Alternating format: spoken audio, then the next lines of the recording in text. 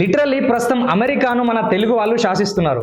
So అక్కడ ఉన్నటువంటి Georgia, Dallas, Atlanta లాంటి ఏరియాల్లో మన తెలుగు ఫెస్టివల్స్ అయినటువంటి సంక్రాంతి, ఉగాది, బతుకమ్మ లాంటి ఫెస్టివల్స్ ఇక్కడ జరుపుకున్నంత గ్రాండ్ గా అఫీషియల్ గా అక్కడ ఉన్నటువంటి వీధుల్లోనే సెలబ్రేషన్ చేసుకుంటున్నారు.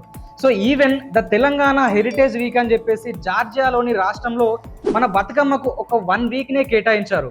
సో ఇది మన తెలంగాణ రాష్ట్రానికి, మన తెలంగాణ పండుగకు సప్త సముద్రాల అవతల ఉన్నటువంటి అమెరికాలో దక్కినటువంటి గౌరవం.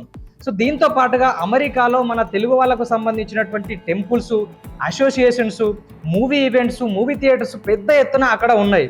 సో అక్కడ అమెరికాలో ప్రస్తుతం దాదాపు 1.2 మిలియన్ ప్రజలు, అంటే తెలుగు వాళ్ళు 12 లక్షల మంది ప్రజలు అక్కడ నివసిస్తున్నారు. మన తెలుగు రాష్ట్రాల్లో ఎట్లయితే హీరోలకు, హీరోయిన్లకు అభిమాన సంఘాలు ఉంటాయో అమెరికాలోని డల్లాస్ లాంటి వీధుల్లో అక్కడ కూడా అభిమాన సంఘాలు పెట్టుకున్నారు. సో ప్రస్తుతం అక్కడ ఉన్నటువంటి ఈ డల్లాస్ ను డల్లాస్పురం అని పిలుస్తూ ఉంటారు మన తెలుగు వాళ్ళు. అంటే ఆ స్థాయిలో మన సంఖ్య అక్కడ అభివృద్ధి చెందింది. Microsoft CEO Satya Nadella, IBM CEO Arvind Krishna, Adobe CEO Shantanu Narayen. So ఇలాంటి టెక్ దిగ్గజాలు అమెరికాలోని టెక్ కంపెనీలను శాసిస్తున్నటువంటి రారాజులు. సో విచిత్రం ఏంటంటే అమెరికాకు వీసా పొందడానికి తెలంగాణ రాష్ట్రంలోని హైదరాబాద్ లో వీసా బాలాజీ టెంపుల్ అని ఒక ప్రత్యేకమైనటువంటి టెంపులే ఉంది.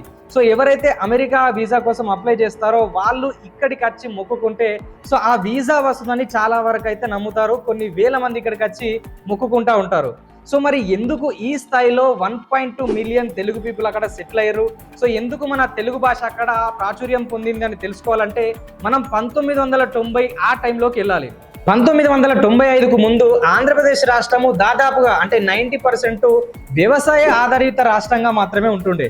కాకపోతే 1995 ఆ టైంలో ముఖ్యమంత్రి అయినటువంటి నారా చంద్రబాబు నాయుడు గారు అతని ఆలోచన స్థాయి పెంచి ఏదైతే నెక్స్ట్ ఫ్యూచర్ అంతా ఐటీ సెక్టర్ మీదే ఆధారపడి ఉంటుంది అనే తన విజన్ తోని ఆంధ్రప్రదేశ్లోని హైదరాబాద్లో సైబర్ టవర్స్ లాంటి ఎక్కువ మొత్తంలో బిల్డింగ్స్ కట్టడం జరిగింది. సో గ్లోబల్గా ఉన్నటువంటి ఐటీ కంపెనీస్ను అతను ఇన్వైట్ చేసిండు. సో కాకపోతే దాదాపు అంటే ఈ బిల్డింగ్స్లు కట్టినాక దాదాపు 6 నెలల నుంచి సంవత్సరం వరకు ఎలాంటి ఐటీ కంపెనీలు ఇక్కడికి రాలేదు. సో అందువల్ల ఇక్కడ ఉన్నటువంటి పెద్ద పెద్ద నాయకులు కావచ్చు, పొలిటీషియన్స్ కావచ్చు, విపక్షాలు కావచ్చు, సో పారిశ్రామికవేత్తలు కావచ్చు, బెంగళూరులో ఆల్రెడీ ఐటీ సెక్టర్ ఉంది కదా, సో అలాంటిది ఇక్కడికి ఎందుకు గ్లోబల్గా ఉన్నటువంటి ఐటీ కంపెనీలు వస్తాయని చెప్పి చాలా విమర్శలు చేశారు. కానీ అతను ఎక్కడ కూడా తగ్గకుండా ప్రయత్నిస్తూనే ఉన్నాడు. సో 1995 ఆ టైంలో మైక్రోసాఫ్ట్ సిఇఓ అయినటువంటి బిల్ గేట్స్ గారు ఇక్కడికి రావడం జరిగింది. సో వచ్చిన తర్వాత అతను అపాయింట్మెంట్ తీసుకొని కొంచెం ఒక 20 నుంచి 30 నిమిషాలు ఎక్స్ప్లెయిన్ చేసి అసలు మా విజన్ ఏంది, ఎందుకు ఇక్కడ ఐటీ సెక్టర్ను మీరు స్టార్ట్ చేయాలని చెప్పి పూర్తిగా అతన్ని కన్విన్స్ చేసేటట్టు ఇతను ప్రయత్నాలు చేసిండు. సో దీనికి కన్విన్స్ అయినటువంటి అప్పటి బిల్ గేట్స్ గారు ప్రపంచంలో మొట్టమొదటి ఫారెన్ బ్రాంచ్ను, మైక్రోసాఫ్ట్కు చెందినటువంటి ఫారెన్ బ్రాంచ్ను ఇక్కడ హైదరాబాద్లో స్టార్ట్ చేయడం జరిగింది. సో దాని తర్వాత చాలా కంపెనీలు ఇక్కడికి వచ్చాయి. సో దీంతో పాటు చంద్రబాబు నాయుడు గారు చేసినటువంటి ఇంకో గొప్ప పని ఏంటి అంటే ఇక్కడ ఉన్నటువంటి విద్యార్థులను ఐటీ సెక్టర్ వరకు మళ్లించడం జరిగింది. సో 1, 2, 7 వరకు ఉన్నటువంటి కళాశాలలు దాదాపు 2010-15 ఆ టైంకు ఇక్కడ 700 ఐటీ సెక్టర్కు సంబంధించినటువంటి కాలేజీలు స్టార్ట్ అయిపోయినాయి. సో యూత్ అంతా ఐటీ సెక్టర్ వైపు మళ్ళడం జరిగింది. సో అప్పుడు ఉన్నటువంటి సిచ్యువేషన్ ఏంటంటే చాలా మంది తల్లిదండ్రులు ఐటీ సెక్టర్లో ఒకవేళ తమ కొడుకులు కావచ్చు, కూతుర్లు కావచ్చు సెటిల్ అయితే 3 తరాల వరకు చాలా హ్యాపీగా ఉంటారనే ఒక ఆలోచనలో ఉండిపోయారు. సో అప్పటి నుంచి ఐటీ చదువులు అనేది పెరిగినాయి. అమెరికా వెళ్ళి చదువుకోవడం, ఎంఎస్ చేయడం కూడా స్టార్ట్ అయింది. సో ఇంకొక ఇంపార్టెంట్ విషయం ఏంటంటే ఐటీ సెక్టర్లో Y2K ఇయర్ 2000 ప్రాబ్లం అనేది స్టార్ట్ అయింది. అంటే ఐటీ సెక్టర్లో డేటా స్టోరేజ్ గురించి కావచ్చు, సాఫ్ట్వేర్లో కావచ్చు 2 డిజిట్స్ నెంబర్సే ఉంటుండే. అంటే మామూలుగా 1999 99, 1998 98 అని అప్పుడు ఉంటుండే.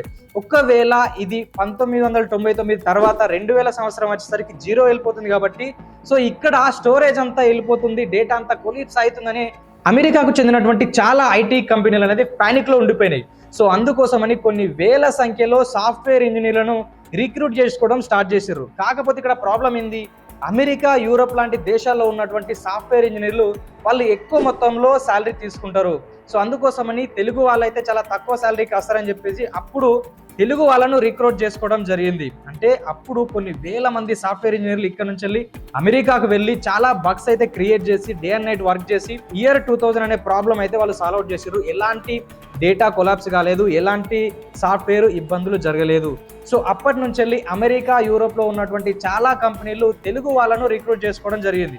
సో దీంట్లో ముఖ్య కారణం ఏంటి అంటే తెలుగు వాళ్ళ మ్యాథమెటిక్స్ చెందినటువంటి స్కిల్స్ ఎక్కువ ఉంటాయి, తర్వాత ఇంగ్లీషు చాలా ఫ్లూయెంట్గా మాట్లాడతారు, వీళ్ళ యాక్సెంట్ వాళ్ళకు నచ్చే విధంగా వాళ్ళకు అర్థమయ్యే విధంగా ఉంటుండే. అంటే అది అమెరికా కాబట్టి ఇక్కడ ఎక్కువ మొత్తంలో తెలుగు మాట్లాడే ప్రజలు ఉంటారు కాబట్టి మిగతా దేశాల ప్రజల్లో ఇంగ్లీష్ యాక్సెంట్ వేరే ఉంటుంది, సో అమెరికా యాక్సెంట్ వేరే ఉంటుంది. కాకపోతే తెలుగు వాళ్ళు మాట్లాడే యాక్సెంట్ వీళ్ళకు నచ్చింది. సో అందుకోసం వేల సంఖ్యలో తెలుగు వాళ్ళని రిక్రూట్ చేసుకున్నారు. సో వన్ బై వన్ అక్కడ ఉన్నటువంటి వేరే ఐటీ కంపెనీలు కూడా తెలుగు వాళ్ళను రిక్రూట్ చేసుకోవడం వల్ల అక్కడ లక్షల సంఖ్యలో తెలుగు వాళ్ళ సంఖ్య పెరిగింది. ముఖ్యంగా డల్లాస్, అట్లాంటా లాంటి ప్రాంతాల్లో ఎక్కువ మొత్తంలో ప్రజలు తెలుగు వాళ్ళు అక్కడ విస్తరించారు. సో ఇట్లా విస్తరించడం వల్ల అక్కడ తెలుగు ప్రజలకు సంబంధించినటువంటి అభిమాన సంఘాలు, అసోసియేషన్స్, మూవీ థియేటర్స్, టెంపుల్స్ ఇట్లా చాలా స్టార్ట్ అయిపోయినాయి. అఫీషియల్గా అంటే ఎక్కువ సంఖ్యలో ఉన్నారు కాబట్టి అఫీషియల్గా వీళ్ళ పండుగలు కూడా అక్కడ చాలా సెలబ్రేట్ చేసుకోవడం స్టార్ట్ చేసిర్రు. సో ఇక్కడ కొన్ని మైనస్ పాయింట్స్ ఏంటంటే ఐటీ సెక్టర్లో జాబ్ పొందడం, అమెరికా వెళ్ళడం కలగా పెట్టుకున్నటువంటి చాలా మంది యువత సో దానికోసం ఇక్కడ తల్లిదండ్రులు ఇబ్బంది పడడం స్టార్ట్ అయింది. అంటే డబ్బులు లేకున్నా కానీ ఇల్లు తాకట్టు పెట్టో లేకపోతే ఇల్లమ్మో లేకపోతే పొలమమ్మో ఐటీ సెక్టర్లో చదివించడం, జాబ్ కోసం ప్రయత్నాలు జరుగుతూ ఉంటుండే. సో ఆ రకంగా కొన్ని వేల మంది తల్లిదండ్రులు బాధపడ్డారు, యువత బాధపడ్డది. తర్వాత కొన్ని ఫేక్ యూనివర్సిటీ వల్ల ఇక్కడ నుంచి చాలా డబ్బులు వెచ్చించి అక్కడికి వెళ్ళడం, అక్కడికి వెళ్ళిన తర్వాత మోసాలు జరిగి మళ్ళీ తిరిగి ఇంటికి రావడం, ఇక్కడ ఎలాంటి సంఘటనలు ఎదురవడం వల్ల చాలా మంది చనిపోయినటువంటి సిచ్యువేషన్. సో దీంతో పాటు ఒక సాఫ్ట్వేర్ ఇంజనీరు అమెరికాలో సెటిల్ అయినటువంటి ఒక వ్యక్తి ఇక్కడ ఉన్నటువంటి అమ్మాయిని పెళ్లి చేసుకోవాలంటే దాదాపుగా 70 లక్షల నుంచి 2 కోట్ల వరకు అమౌంట్, అంటే ఇది కట్నం కింద తీసుకునేవారు, డౌరీ సిస్టమ్. సో అలా ఇక్కడ వరకట్నం తీసుకొని అమ్మాయికి అక్కడికి తీసుకెళ్లిన తర్వాత ఇంకా వరకట్న వేధింపులు జరిగి చనిపోయినటువంటి సిచ్యువేషన్లు కూడా ఉన్నాయి. సో ఇది చాలా వరకు అయితే మైనస్ పాయింట్. సో కాకపోతే ఇక్కడ ప్రాబ్లం ఇంకోటి ఏంటంటే మైగ్రెంట్ సిస్టమ్కి సంబంధించి చాలా వరకు అయితే అప్డేట్లు వస్తూ ఉన్నాయి. సో ఆస్ట్రేలియాలో, అమెరికాలో, వేరే దేశాల్లో మా దేశం వాళ్ళకు చెందినటువంటి జాబ్లు మీరే పొందుతున్నారు అని చెప్పి చాలా మంది ఇండియన్స్ మీద దాడి చేస్తున్నటువంటి సిచ్యువేషన్. సో ఇలాంటి పరిస్థితుల్లో మరి మన యువత ఎంతవరకు బయట దేశాలకు వెళ్ళాలి, అక్కడ ఎంతవరకు సెటిల్ అయితే బాగుంటుంది అని మీరేమనుకుంటున్నారో కామెంట్ రూపంలో తెలియజేయండి. మరొక వీడియోతో మేము ముందుంటాం, చూస్తూనే ఉండండి ఆర్ తెలుగు.